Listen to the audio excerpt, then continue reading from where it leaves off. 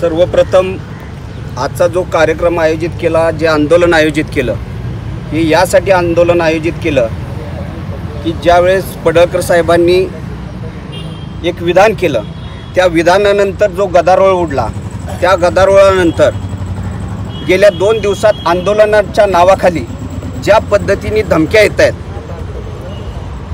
गोपीचंद पडळकर साहेबांची जीभ छाटली तर 5 लाख रुपये, त्यांना मारलं तर 10 एकर जमीन नावावर करतो, असं जर कोण याच्यातनं दडपशाही करत असेल तर या सगळ्यांना आम्ही सांगू इच्छितो की पडळकर साहेब एकटे नाहीत, आम्ही सगळेजण पडळकर साहेबांबरोबर आहे.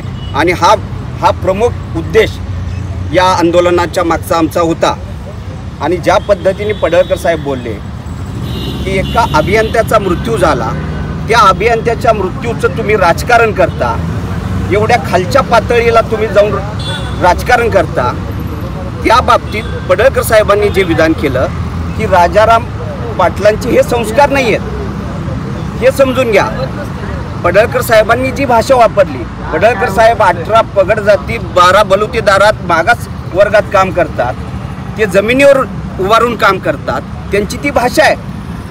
त्यांनी एवढंच म्हणलं आहे की हे राजाराम पाटलांचे संस्कार नाहीत, हा याचा उद्देश आहे. पण याचा काहीतरी प्रोपोगंडा करायचा, याच्यातनं कुठंतरी वेगळ्या वळणाला जातीय तेढ निर्माण करायची, हे जे चाललं हे आम्ही खपवून घेणार नाही. आणि पडळकर साहेबांबरोबर 18 पगड जाती बलुतेदार सगळेजण उभा राहणार आहेत, हे येणाऱ्या काळात आम्ही सांगू इच्छितो. आणि ही जी दडपशाही चालली ही त्वरित थांबवावी.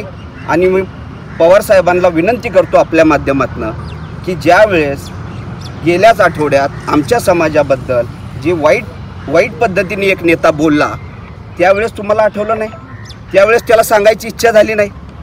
म्हणून आपल्या माध्यमातून विनंती करतो की पवार साहेब ज्या वेळेस कुणाच्या आईवर बोललं जाईल, बहिणीवर बोललं जाईल, फडणवीस साहेबांच्या आईवर बोललं जातं, पत्नीवर बोललं जातं, त्यावेळेस आपण सांगावं. असं जर सांगितलं तर तुमच्याही बद्दलचा आदर आमच्याबद्दल निश्चितपणाने वाढेल. आणि मी येणाऱ्या काळात सांगतो की आज काय केलं आपण, आज आम्ही दुग्धाभिषेक करून पडळकर साहेबांबरोबर सर्व नेते आहेत, सर्व कार्यकर्ते आहेत, हे दाखवण्याचा प्रयत्न केला.